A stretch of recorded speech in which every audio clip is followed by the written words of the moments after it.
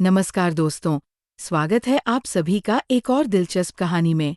मुझे उम्मीद है कि ये कहानी आपको ज़रूर पसंद आएगी। मेरा नाम सुमन तिवारी है। मैं भोपाल की रहने वाली हूँ और एक मध्यम वर्गीय लेकिन सुखी परिवार की बहू हूँ।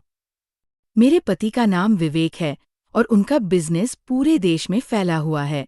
इसी कारण उन्हें अक्सर शहरों में मीटिंग्स और बिजनेस ट्रैवल के लिए जाना पड़ता है। हमारे घर में मेरी ननद दिव्या भी रहती है। वो मेरे दिल के बहुत करीब है। जब मैंने अपने बेटे को जन्म दिया था, तब दिव्या ने मेरी बहुत मदद की थी। उस समय मेरे शरीर में कमजोरी थी और भावनात्मक रूप से भी मैं बेहद संवेदनशील दौर से गुजर रही थी। लेकिन दिव्या ने घर के सभी कामों की जिम्मेदारी खुद ले ली थी, जैसे कोई सगी बहन करती हो। मेरा बेटा अब 1 साल का हो चुका है और वह हमारे जीवन की मुस्कान है। विवेक आज फिर किसी मीटिंग के सिलसिले में दिल्ली गए थे और घर में सिर्फ मैं, दिव्या और मेरा छोटा बेटा ही थे। दोपहर का समय था और मैं अपने बेटे को गोद में लेकर दूध पिला रही थी। उसकी नन्ही सी उंगलियां मेरी उंगलियों को पकड़कर सो जाने लगी और फिर कुछ ही मिनटों में वो गहरी नींद में चला गया। उसके मासूम चेहरे को देखकर मेरे चेहरे पर भी एक सुकून भरी मुस्कान आ गई। मैंने उसे गोद से धीरे से उठाया और दिव्या को आवाज दी, दिव्या जरा इसे कमरे में सुला देना। दिव्या तुरंत आई और हंसकर बोली, ठीक है भाभी, आप निश्चिंत रहिए। मैंने मुस्कुराते हुए कहा, चलो अब मैं नहाने जा रही हूँ। वो बोली, हाँ भाभी, आप आराम से नहा लीजिए, मैं यहाँ सब संभाल लूंगी। मैं बाथरूम में चली गई और पानी की ठंडी बूंदों के साथ अपने मन और शरीर को ताजगी देने लगी। उस समय का एकांत बहुत राहत देने वाला होता है जब हम खुद के साथ होते हैं। लेकिन तभी ध्यान आया कि मैं तौलिया लाना भूल गई हूँ। मैंने जल्दी से शवर बंद किया, बाथरूम का दरवाज़ा थोड़ा सा खोला और हाथ बाहर निकालकर आवाज़ दी, दिव्या जरा तौलिया दे देना। कुछ ही सेकंड बाद किसी ने मेरे हाथ पर तौलिया रख दिया।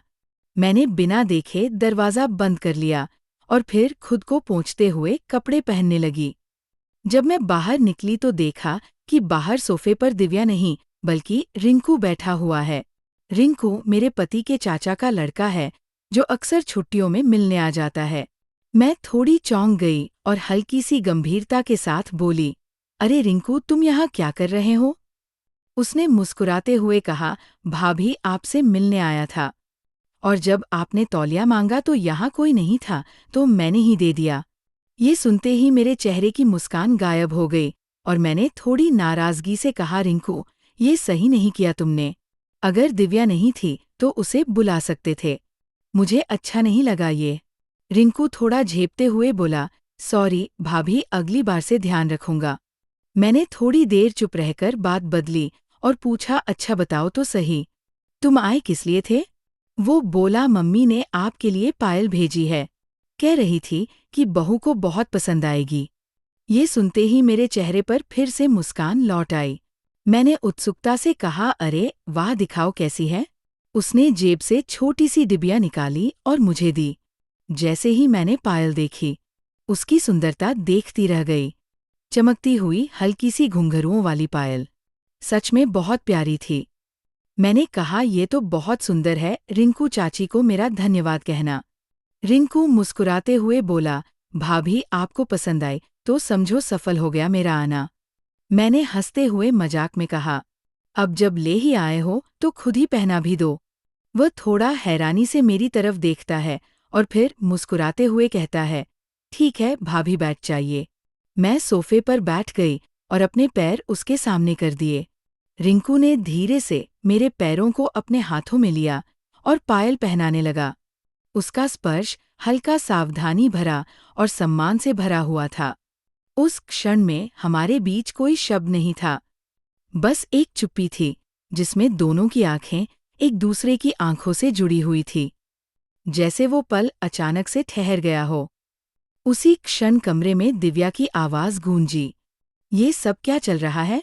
मैं एकदम से चौंक गई और हड़ाते हुए बोली, कुछ नहीं दिव्या, बस वो रिंकू पायल लाया था वही पहना रहा था। फिर मैं थोड़ा संदेह से देखती हुई बोली, भाभी आप तो खुद भी पहन सकती थी।